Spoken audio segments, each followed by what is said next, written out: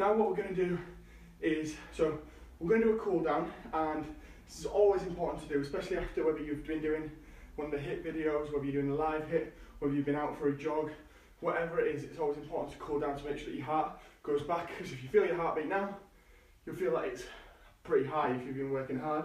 So it's important to gradually reduce that down. And what that does is it keeps the blood circulating, keeps the oxygen going to the working muscles. It's got other benefits too, such as it'll like reduce soreness for the next day, because your muscles are nice and warm. If you're stretching, it'll increase your flexibility, things like that. So we're going to start off with a cool down by gradually decreasing our heart rate. So what we're going to start off with is just a march on the spot. So all you're going to do is just literally across and down. So we're going to do 30 seconds. Like I say, a lot of people finish and then they just stretch out. What we need to do is reduce our heart rate gradually. So just march on the spot, 30 seconds, just so our heart rate slowly comes down. Okay, 7, 6, 5, 4, 3, 2, 1. Again, this time you're going to flick up. So again, similar, you're going to flick up and kick the bum. So 30 seconds. So kick the butt, 30 seconds, a little bit wider with your stance. And again, like I say, this is just to bring your heart rate down, but also this will dynamically stretch the quadriceps as well. So kick in the glutes, kick your bum, halfway.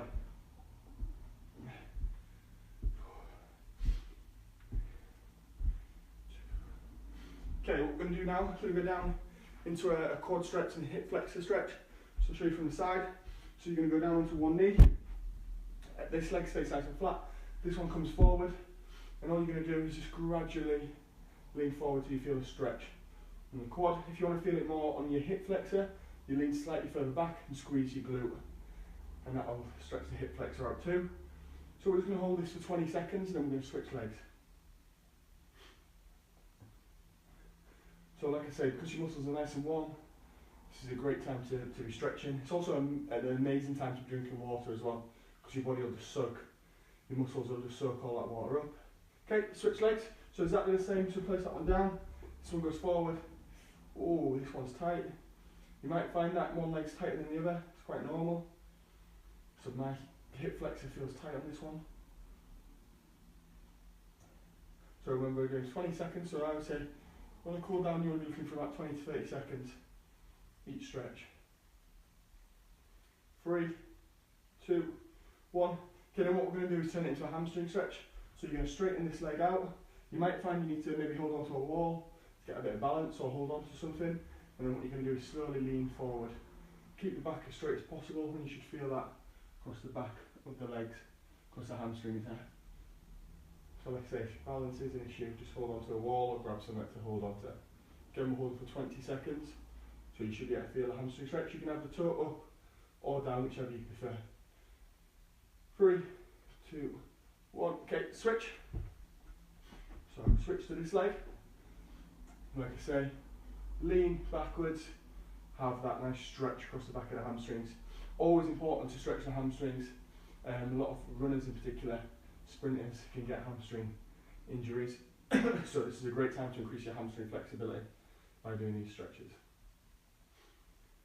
Okay, 3, 2, 1. Okay, and then we're going to stretch the calves out.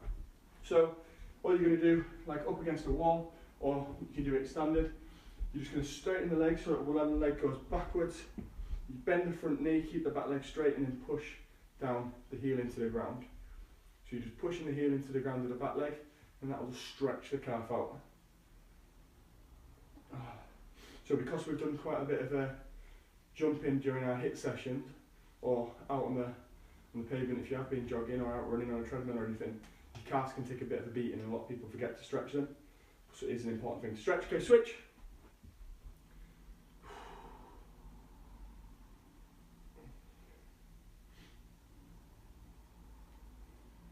Okay, keep going. So stretching the calf out, and the last one we're going to stretch out is our adductors. 3, 2, 1. So we're going to do this frog style. So what you do, go down to the floor again. You're going to take your knees out quite wide and your feet come together. I don't know if you can see this properly through there. And all you're going to do is just go down onto all fours and then sit back into it. So it'll stretch your adductors out. So I'll show you from the side. So feet close together, legs nice and wide, and then from there you just sit in the bum back, or you can come down into it. If you can't feel the stretch, go a little bit wider with your legs until you feel a stretch in your groin area, so until you feel a stretch in your adductors, and then sit your bum back into it. It's called a frog stretch because of the way the legs are. I personally think I look more like a gorilla when I'm doing it, but make sure, okay, and you're down or up, whichever you prefer. Okay, and that's us done. So that's how you would do a cool down after a run or after one of the HIIT sessions as well.